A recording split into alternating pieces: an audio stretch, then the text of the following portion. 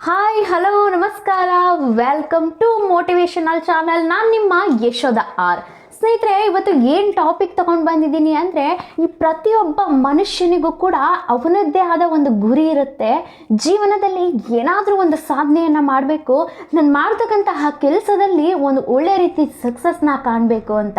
So ಅದೇ ರೀತಿ ನಮ್ಮ ಕನಸುಗಳನ್ನು ಯಾವ ರೀತಿ ರಿಯಾಲಿಟಿ ಮಾಡ್ಕೊಳ್ಳೋದು, ಯಾವ ರೀತಿ ಆ ಕನಸನ್ನು ನನಸು ಮಾಡ್ಕೊಳ್ಳೋದು ಅನ್ನೋದ್ರ ಬಗ್ಗೆ ಇವತ್ತಿನ ಟಾಪಿಕ್ನಲ್ಲಿ ಮಾತಾಡ್ತಾ ಹೋಗೋಣ. ಇದಕ್ಕೆ ಸಂಬಂಧಪಟ್ಟಂತಹ 5 ಬೆಸ್ಟ್ ಟಿಪ್ಸನ್ನು ನಿಮ್ಮ ಮುಂದೆ ಹೇಳ್ತಾ ಹೋಗ್ತೀನಿ. ದಯವಿಟ್ಟು ವಿಡಿಯೋನ ಎಲ್ಲೂ ಸ್ಕಿಪ್ ಮಾಡದೆ ಪೂರ್ತಿಯಾಗಿ ನೋಡಿ ಸ್ನೇಹಿತರೆ. ಇಂಥ ಒಂದು ಒಳ್ಳೆ ಮಾಹಿತಿ ಸೊಲ್ಯೂಷನ್ ಸಿಕ್ಕಿದ್ರೆ ನಮ್ಮ ಜೀವನದಲ್ಲಿ ನಾವು ಕೈಗೊಂಡಿರ್ತಕ್ಕಂತಹ ಯಾವುದೇ ಕೆಲಸ ಕಾರ್ಯಗಳಲ್ಲಿ ಸಕ್ಸಸ್ ಆಗ್ಬೋದು ಅಂತ ಹೇಳ್ತಾ, ಯಾರೆಲ್ಲ ನನ್ನ ಚಾನಲ್ನ ಹೊಸದಾಗಿ ನೋಡ್ತಿದ್ದೀರಾ ದಯವಿಟ್ಟು ಪ್ಲೀಸ್ ಸಬ್ಸ್ಕ್ರೈಬ್ ಮಾಡಿ ನೋಡಿ ಸ್ನೇಹಿತರೆ. ಇಂಥ ಒಂದು ಒಳ್ಳೊಳ್ಳೆ ವಿಷಯವನ್ನು ನಿಮ್ಮೊಂದಿಗೆ ಪ್ರತಿದಿನ ತರ್ತಾ ಇರ್ತೀನಿ ಅಂತ ಹೇಳ್ತಾ ವಿಷಯಕ್ಕೆ ಹೋಗೋಣ ಸ್ನೇಹಿತರೆ. Let's come dear friends.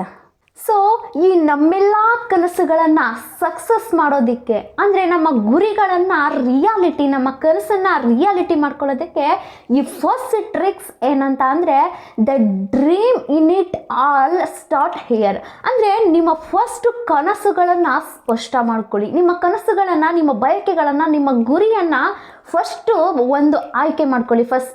ಬಯಕೆನ first ಆಯ್ಕೆ ಮಾಡ್ಕೊಳ್ಳಿ. ಫಾರ್ ಎಕ್ಸಾಂಪಲ್, ನಿಮ್ಮ ಮುಂದೆ ಊಟಕ್ಕೆ ಎಲ್ಲ ಹಾಕಿದಾಗ ಎಲ್ಲನೂ ಒಂದೇ ಸಲ ಸ್ವೀಕರಿಸ್ಲಿಕ್ಕಾಗಲ್ಲ. ನಿಮ್ಮ ದೇಹಕ್ಕೆ ಎಷ್ಟು ಸಾಧ್ಯ ಆಗುತ್ತೋ ಅಷ್ಟನ್ನು ಮಾತ್ರ ಸ್ವೀಕರಿಸೋದಕ್ಕೆ ಸಾಧ್ಯ ಆಗೋದು. ಹಾಗೆಯೇ ನಿಮ್ಮ ಕನಸುಗಳನ್ನು ಒಂದನ್ನು ಸ್ಪಷ್ಟ ಮಾಡಿಕೊಂಡು ಅದರ ಬಯಕೆಯತ್ತ ಹೋಗಿ. ನಿಮ್ಮ ಕನಸುಗಳೇನು, ಸ್ವಯಂ ಪ್ರಾಮುಖ್ಯತೆ, ನಿಮ್ಮ ನಿಜವಾದ ಅಂತಹ ಆಕಾಂಕ್ಷೆಗಳನ್ನು ಗುರುತಿಸಿ. ಫಸ್ಟು ನಿಮ್ಮ ಗುರಿಗಳನ್ನು ದೃಶ್ಯೀಕರಿಸಲು ದೃಶ್ಯ ಮಂಡಳಿಗಳು, ನಿಯತಕಾಲಿಕ ಶ್ರಮಗಳು ಶಕ್ತಿ ನಿಮ್ಮಲ್ಲಿರಲಿ ಸ್ನೇಹಿತರೆ. ಅಂದರೆ ನೀವು ಕಾಣ್ತಕ್ಕಂತಹ ಕನಸು ದೃಶ್ಯೀಕರಣಗೊಳ್ಳಲು ನಿಮ್ಮ ಸತತ ಪ್ರಯತ್ನ ಸಿದ್ಧವಾಗಿರಬೇಕು. ಇಲ್ಲಿ ಸ್ಪಷ್ಟತೆ ಅನ್ನೋದು ಯಾಕೆ ಮುಖ್ಯ ಅಂತ ಅಂದರೆ, ನಿಮ್ಮ ಬಯಕೆ ಸ್ಪಷ್ಟತೆ ಯಾಕೆ ಮುಖ್ಯ ಅಂದರೆ, ನಿಮ್ಮ ಕನಸುಗಳ ನಿರಂತರವಾದ ಕ್ರಿಯೆಗೆ ಅದು ಶಕ್ತಿಯನ್ನು ನೀಡುತ್ತೆ. ಸೆಕೆಂಡ್ ಟಿಪ್, ನಿಮ್ಮ ಕನಸನ್ನು ರಿಯಾಲಿಟಿ ಮಾಡ್ಕೊಳ್ತಕ್ಕಂತಹ ಈ ಸೆಕೆಂಡ್ ಟಿಪ್ಸ್ ಏನಂತ ಅಂದರೆ, ಅಡಿಪಾಯವನ್ನು ನಿರ್ಮಿಸ್ತಕ್ಕಂಥದ್ದು. ಸ್ನೇಹಿತರೆ, ನೀವು ಯಾವುದೇ ಒಂದು ಮನೆಯನ್ನು ನಿರ್ಮಾಣ ಮಾಡಿ, ಯಾವುದೇ ಒಂದು ಕೆಲಸವನ್ನು ನಿರ್ಮಾಣ ಮಾಡಿ, ಫಸ್ಟ್ ನಿಮ್ಮ ಬೇಸ್ಮೆಂಟ್ ಅನ್ನೋದು ಕರೆಕ್ಟ್ ಆಗಿರಬೇಕು. ನಿಮ್ಮ ಅಡಿಪಾಯನೇ ಸರಿ ಇಲ್ಲದೆ ಇದ್ದಾಗ ನೀವು ಎಷ್ಟೇ ದೊಡ್ಡ ಮಟ್ಟಕ್ಕೆ ಬೆಳೆದ್ರೂ ಕೂಡ ಅದು ಕುಸಿದು ಬೀಳುತ್ತೆ ಒಂದಲ್ಲ ಒಂದು ದಿನ. ಸೊ ನಿಮ್ಮ ಅಡಿಪಾಯ, ನಿಮ್ಮ ಗುರಿ, ನಿಮ್ಮ ಬಯಕೆ, ನಿಮ್ಮ ಕನಸು, ಫಸ್ಟ್ ಅಡಿಪಾಯವನ್ನು ನೀವು ಕರೆಕ್ಟಾಗಿ ಸ್ಪಷ್ಟ ಮಾಡಿಕೊಳ್ಬೇಕು. ನಿಮ್ಮ ಕನಸಿನ ಹಿಂದೆ ನಿಮ್ಮ ಚಲನಾಶಕ್ತಿ ಪ್ರೇರಣೆಗಾಗಿ ಈ ಬೇಸ್ಮೆಂಟ್ ಅನ್ನೋದು ತುಂಬ ಇಂಪಾರ್ಟೆಂಟ್ ಆಗುತ್ತೆ ಸ್ನೇಹಿತರೆ. ಈ ಸ್ಮಾರ್ಟ್ ಕನಸಿನ ಅಂದರೆ ನಿಮ್ಮ ಅತ್ಯಲ್ಪ ಆಗಿರಲಿ, ನಿಮ್ಮ ಗುರಿ ದೊಡ್ಡದೇ ಆಗಿರಲಿ, ಅದನ್ನು ಒಂದು ಚೌಕಟ್ಟು, ಒಂದು ಚಾರ್ಟ್ ಮಾಡ್ಕೊಳ್ಳಿ. ಫಸ್ಟ್ ಸ್ಮಾರ್ಟ್ ಗುರಿಗಳನ್ನು ಫಸ್ಟು ನೀವು ಹೊಂದಿಸ್ಕೊಳ್ಳಿ. ಅಂದರೆ ನಿಮ್ಮ ಗುರಿಗಳನ್ನು ಸಾಧಿಸಬಹುದಾಗಿರ್ಬೋದು, ಅಳೆಯಬಹುದಾಗಿರ್ಬೋದು, ಒಂದು ನಿಖರವಾದಂಥ ಸಮಯವನ್ನು, ಒಂದು ಚೌಕಟ್ಟನ್ನು ನಿರ್ಮಿಸ್ಕೊಳ್ಳಿ ಸ್ನೇಹಿತರೆ. ಹಂತ ಹಂತವಾಗಿ ನಿಮ್ಮ ಯೋಜನೆಯನ್ನು ಹೊಂದಿಸ್ತಾ ಹೋಗಿ. ನೀವು ಹಂತ ಹಂತವಾಗಿ ಒಂದು ಸಣ್ಣದಲ್ಲಿ ಸ್ಟಾರ್ಟ್ ಮಾಡಿದಾಗ, ಒಂದು ಹಂತವಾಗಿ ನಿಮ್ಮ ಯೋಜನೆಯನ್ನು ಸ್ಟಾರ್ಟ್ ಮಾಡಿದಾಗ ನಿಮ್ಮ ದೊಡ್ಡ ಗುರಿಯತ್ತ ಮೈಲಿಗಲ್ಲನ್ನು ಒಡೆಯಲು ಸಾಧ್ಯ ಆಗುತ್ತೆ ಸ್ನೇಹಿತರೆ. ಈ ಥರ್ಡ್ ಒನ್ ಟ್ರಿಕ್ಸ್ ಏನಂತ ಅಂದರೆ, ನಿಮ್ಮ ಕನಸುಗಳನ್ನು ರಿಯಾಲಿಟಿ ಮಾಡ್ಕೊಳ್ಳೋದಕ್ಕೆ ನಿಮ್ಮ ಅಡೆತಡೆಗಳನ್ನು ತಡೆಯುವುದು. ಸ್ಥಿತಿಸ್ಥಾಪಕತ್ವದ ಸ್ಥಿತಿ ಏನಂತ ಅಂದರೆ, ನಿಮ್ಮ ಪ್ರಯಾಣದಲ್ಲಿ ನಡೀತಕ್ಕಂತಹ ನಿಮ್ಮ ಜೀವನದಲ್ಲಿ ನೀವು ಏನೇ ಒಂದು ಗುರಿನ ಸಾಧಿಸೋಕೆ ಹೋದ್ರೂ ಕೂಡ ಅಲ್ಲಿ ಒಳ್ಳೆಯದರ ಜೊತೆ ಒಂದು ಕೆಟ್ಟದ್ದು ಬಂದೇ ಬರುತ್ತೆ. ಅಲ್ಲಿ ಆ ಅಡೆತಡೆಗಳನ್ನು ನೀವು ಸವಾಲಾಗಿ ಎದುರಿಸಿ ಆ ಅಡೆತಡೆಗಳನ್ನೆಲ್ಲ ಒಡೆದು ನಿಮ್ಮ ಗುರಿಯತ್ತ ಸಾಗಬೇಕು. ಯಾಕಂದರೆ ಈ ಸಕಾರಾತ್ಮಕ ಯೋಜನೆಗಳತ್ತನೇ ನೀವು ಸಾಗಬೇಕಾಗತ್ತೆ ಸ್ನೇಹಿತರೆ. ಈ ನಕಾರಾತ್ಮಕ ಯೋಚನೆ, ನಿಮ್ಮ ನೆಗೆಟಿವ್, ಫಾರ್ ಎಕ್ಸಾಂಪಲ್, ನಿನಗೆ ಒಂದು ಮನೆ ಕಟ್ಟಬೇಕಂತ ಇರುತ್ತೆ.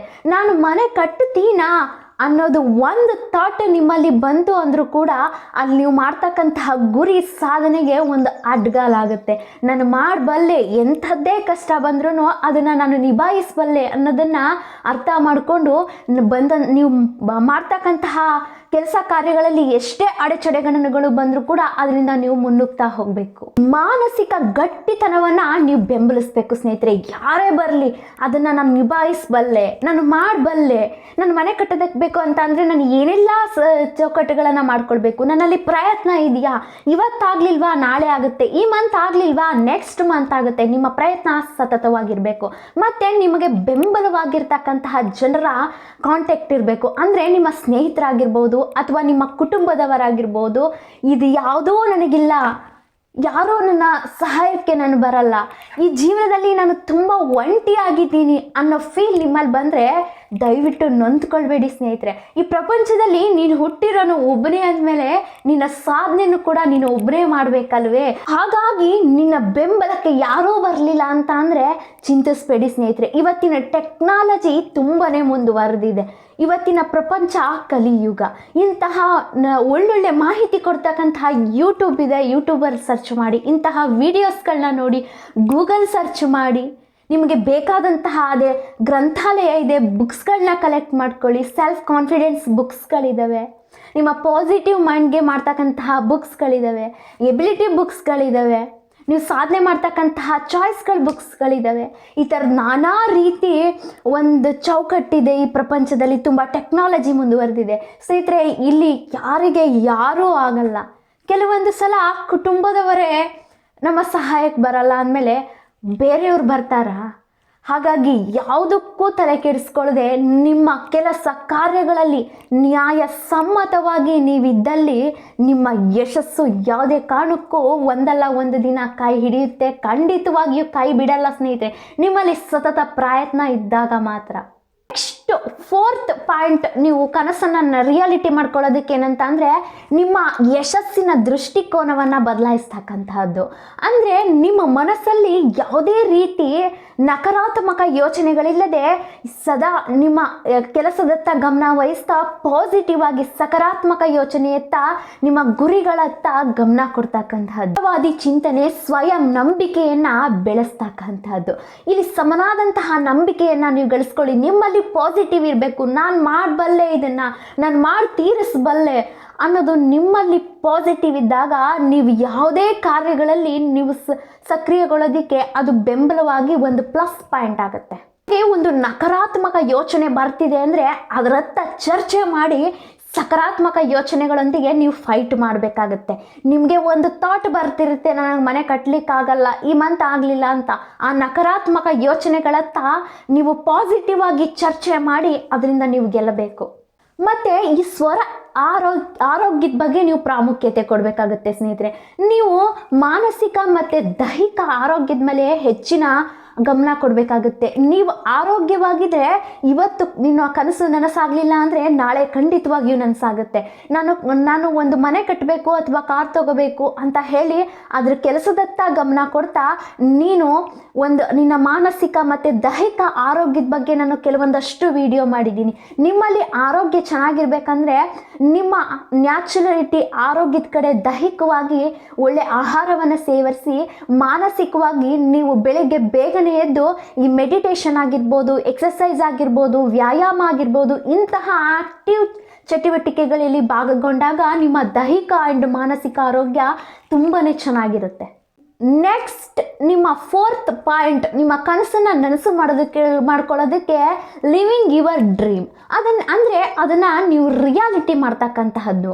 ಸತತ ಪ್ರಯತ್ನದೊಂದಿಗೆ ಆ ಸತತ ಯೋಚನೆಯಲ್ಲಿ, ಸಕಾರಾತ್ಮಕ ಯೋಚನೆಯಲ್ಲಿ ನಿಮ್ಮ ಕೆಲಸ ಕಾರ್ಯಗಳತ್ತ ಹೋಗೋದು. ಯಾಕಂದರೆ ನೀನು ಗುರಿ ಇಟ್ಕೊಂಡಿದೆಯಾ, ಅದಕ್ಕೆ ಯಾವುದೇ ರೀತಿ ಪ್ರಯತ್ನ ಇಲ್ಲ ಅಂದಾಗ ನಿಮ್ಮ ಗುರಿ ಹೇಗೆ ಸಾಧ್ಯ ಆಗುತ್ತೆ. ಹಾಗಾಗಿ ಅದ್ರ ಬಗ್ಗೆ ನೀವು ಚಿಂತೆ ಮಾಡ್ತಾ ಅದ್ರ ಬಗ್ಗೆ ಏನು ಕ್ರಮನ ತೆಗೆದುಕೊಳ್ಬೇಕು ಆ ಕ್ರಮದತ್ತ ಹೋಗ್ತಕ್ಕಂಥದ್ದು.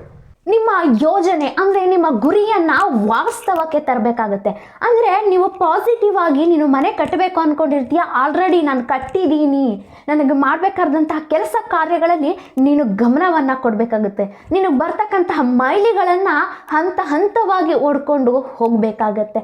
ಬಂದಂತಹ ನಕಾರಾತ್ಮಕ ಯೋಚನೆಗಳನ್ನು ಗೆಲ್ತಾ, ಬಂದಂತಹ ಅಡೆಚಣೆಗಳನ್ನೆಲ್ಲ ತುಳಿತಾ ನೀನು ಒಂದು ದೊಡ್ಡ ಮೈಲಿಗಳನ್ನು ಸೃಷ್ಟಿ ಮಾಡಬೇಕಾಗತ್ತೆ. ಹೋಗ್ತಕ್ಕಂತಹ ದಾರಿ ಉದ್ದಕ್ಕೂ ಸಮಾಜಕ್ಕೂ ಕೂಡ ನಿಮ್ಮ ಸಾಧನೆಗಳನ್ನು ಎಬ್ಬೆದ್ದು ನಿಲ್ಲಿಸಬೇಕು ಸ್ನೇಹಿತರೆ. ನಿಮ್ಮ ಸತತ ಪ್ರಯತ್ನ ಕಲಿಕೆಯಿಂದ, ನಿಮ್ಮ ಈ ಬೆಳವಣಿಗೆಯಿಂದ ನಿಮ್ಮ ಎಲ್ಲ ಕನಸುಗಳು ಖಂಡಿತವಾಗಿಯೂ ಕೂಡ ಗುರಿ ತಲುಪೋದಂತೂ 100ಗೆ 200% ಸತ್ಯ ಸ್ನೇಹಿತರೆ. ಯಾಕಂದರೆ ಇಲ್ಲಿ ಯಾರೂ ಇಲ್ಲ ಇವತ್ತಿನ ಪ್ರಪಂಚದಲ್ಲಿ. ನಮಗೆ ನಾವೇ ಆಗಬೇಕು. ನಮ್ಮ ಸಾಧನೆಯತ್ತ ಯಾರೂ ಇಲ್ಲಿ ಬೆಂಬಲಿಸೋದಕ್ಕೆ ಬರಲ್ಲ. ಅದಕ್ಕೆ ಪ್ರಯತ್ನ ಏನು ಮಾಡಬೇಕೋ ಅದು ನಮ್ಮ ಕೈನಲ್ಲಿರುತ್ತೆ. ನಿಮ್ಮಲ್ಲಿ ಸತತ ಕಲಿಕೆ, ಒಂದು ಬೆಳವಣಿಗೆ, ಒಂದು ಪ್ರಯತ್ನ ಇದ್ದಲ್ಲಿ 200% ನಿಮ್ಮ ಗುರಿಯನ್ನು ನೀವು ತಲುಪೋದು ಅಂತ ಹೇಳ್ತಾ, ಐ ಹೋಪ್ ಇಷ್ಟು ಟಿಪ್ಸ್ ನಿಮಗೆ ನೀವು ಉಪಯೋಗಿಸಿದ್ದೆ ಆದಲ್ಲಿ ಖಂಡಿತವಾಗಿಯೂ ಕೂಡ ಒಂದು ಗುರಿಯನ್ನು ತಲುಪೋದಕ್ಕೆ ಒಂದು ಬೆಸ್ಟ್ ಸ್ಟೇಜ್ ಅಂತಲೇ ಹೇಳ್ಬೋದು ಸ್ನೇಹಿತರೆ. ಸೊ ಐ ಹೋಪ್ ನಿನಗೆ ಈ ವಿಡಿಯೋ ಇಷ್ಟ ಆಗಿದೆ ಅಂತ ಭಾವಿಸ್ತಾ, ಇಷ್ಟ ಆಗಿದ್ರೆ ದಯವಿಟ್ಟು ಒಂದು ಲೈಕ್ ಮಾಡಿ ಸ್ನೇಹಿತರೆ. ಆಯಿತಾ? ಲೈಕು ಹಾಗೇ ಸಬ್ಸ್ಕ್ರೈಬ್ ಕೂಡ ಮಾಡಿ. ಯಾರು ಕೂಡ ಸಬ್ಸ್ಕ್ರೈಬ್ ಆಗದೆ ವಿಡಿಯೋ ನೋಡಬೇಡಿ ಸ್ನೇಹಿತರೆ. ಯಾಕಂದರೆ ಇಂಥ ಒಳ್ಳೊಳ್ಳೆ ಮಾಹಿತಿ ನಿಮಗೆ ನೋಟಿಫಿಕೇಷನ್ ಮುಖಾಂತರ ಬಂದು ತಲುಪಲ್ಲ ಅಂತ ಹೇಳ್ತಾ, ಮುಂದೊಂದು ವಿಡಿಯೋದಲ್ಲಿ ಒಂದೊಳ್ಳೆ ವಿಷಯದೊಂದಿಗೆ, ಉಪಯುಕ್ತವಾದಂಥ ಮಾಹಿತಿಯೊಂದಿಗೆ ಬರ್ತೀನಿ ಅಂತ ಹೇಳ್ತಾ, ಅಲ್ಲಿವರೆಗೂ ನಮಸ್ಕಾರ.